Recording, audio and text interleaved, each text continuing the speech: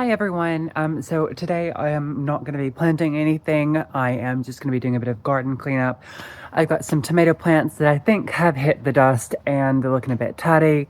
I don't think we're going to get the sun and the warm weather to warm them up. So I am just going to get rid of them, harvest any green tomatoes that are left, maybe make a chutney or do some fried green tomatoes possibly. So we'll see how that goes. And then I've got an area that I'm trying to keep laying cardboard over because eventually I want to put a greenhouse there, and I really don't want to deal with grass or mowing or cutting or anything like that. So I'm going to be working on that. And also I did a bunch of weeding the other day, but the bins were full, so I couldn't dump it. So I'm going to dump it and maybe start doing a bit of composting in one of the big buckets that I have. So follow along and see what we get up to.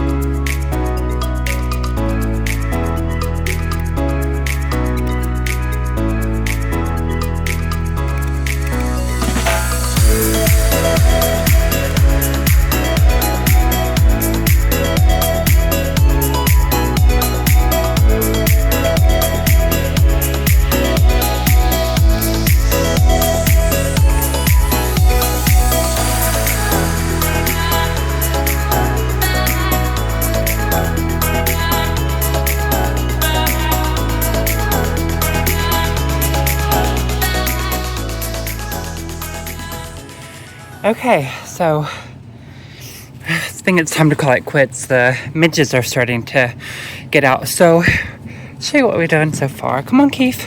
You ready? Come on. You going? Lead the way. Come on. So, the area that I wanted to clean up was this area and this area. Eventually, all of these blocks are here for a reason.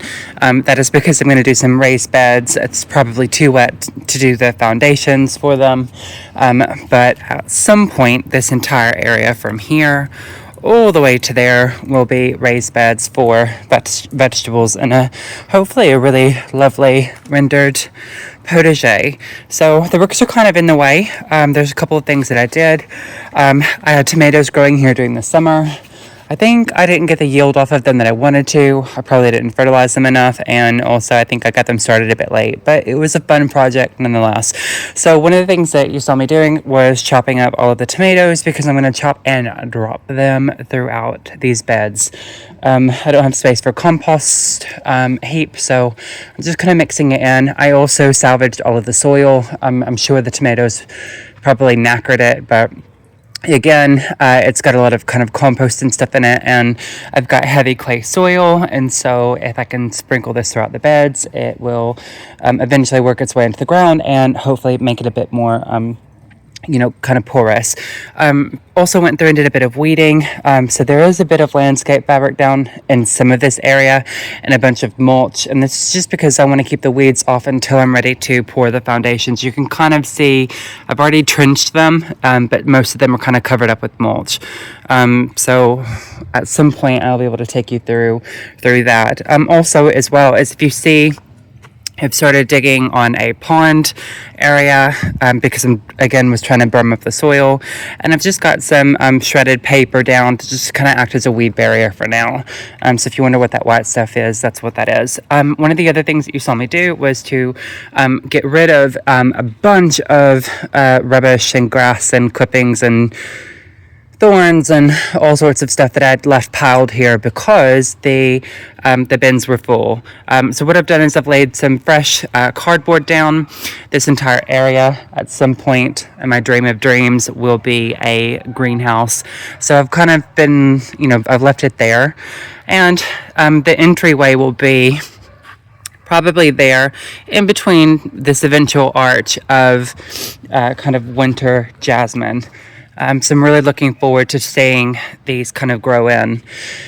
So the soil and the compost that the tomatoes were going in were here and here. You also saw me cutting down a bunch of lavender and verbascum. So I've chopped that all down. Again, I'm going to mix it through. That's there. This is the soil that I'm going to eventually work into the beds, and some more compost. So this is the chopped up tomatoes. I did have a volunteer Verbena bonariensis, and I've left it because a free plant's a free plant, and I'm going to let it overwinter here, and then in the spring I'm going to dig it up and I'm going to work it either into the front bed or to the back bed. You can see I've got some of this towards the very back here, and I've also got it mixed in, and it is jolly and lovely and the insects like it. So I have some healed in figs. So there is a tiger eye stripe. I don't know if you can see here, and there's also a brown Turkish fig there. You can see the kind of footings are here, so eventually this will be a bed, and I want these in it. So that's why they're already healed in, so it's more or less the place that they're going to be in. And then I've also got a Stella cherry tree, espalier. I've also got some pears and a couple of other fruits. And all of this lumber and stuff is here to help me with the foundations. As you can see, I have had them for a while and I haven't done it. One of the other things that you saw me do was to wash out all of the containers so that way I can store them. And I also went through and tidied up the containers that I wanted to keep. About 2 months ago, I went and got rid of probably 10 times as many of these, but I kept them because they were really useful, especially when I want to do some more seeds and stuff. So I've just kind of neatly organized my junk. So this is what you've seen, and the chair is super trashy, but I've left it because I don't have furniture yet, and Keith likes to sit on it in the summer, so that is why I've got that chair there. Oh, and the green line that you can see all the way across, it comes up to my hip. That will be the height of the raised beds, so they are going to be deep. And you can see where these bricks are here, where Keith is walking. This is going to be a pathway, so it'll be level with this in front of the greenhouse. And the raised beds, it'll be at the top of the raised bed, so you can kind of look down in a recessed area. So if we come up here to my makeshift steps, you can see it's going to be this entire area that's for raised bed and vegetables and fruits, and I'm really looking forward to it. And then a greenhouse going here. Slugs, no, get out. Love you not. Goodbye, yeet. And at some point I'll take you through and explain what's in these beds. You saw me do the caladiums already. Oh, not caladiums. Ooh, that's wrong. You saw me doing the cyclamen. And then this is also another blank spot, so you're going to see this in the videos. This is where eventually the chicken coop's going to go, so that soil needs to be excavated and spread around the garden. Some of it will go into the bottom of the raised beds to kind of fill it up, because I was already pricing up some of the... Oh, this is gross. I can feel them moving in my hand. So, so that will help me save a bit of money, but...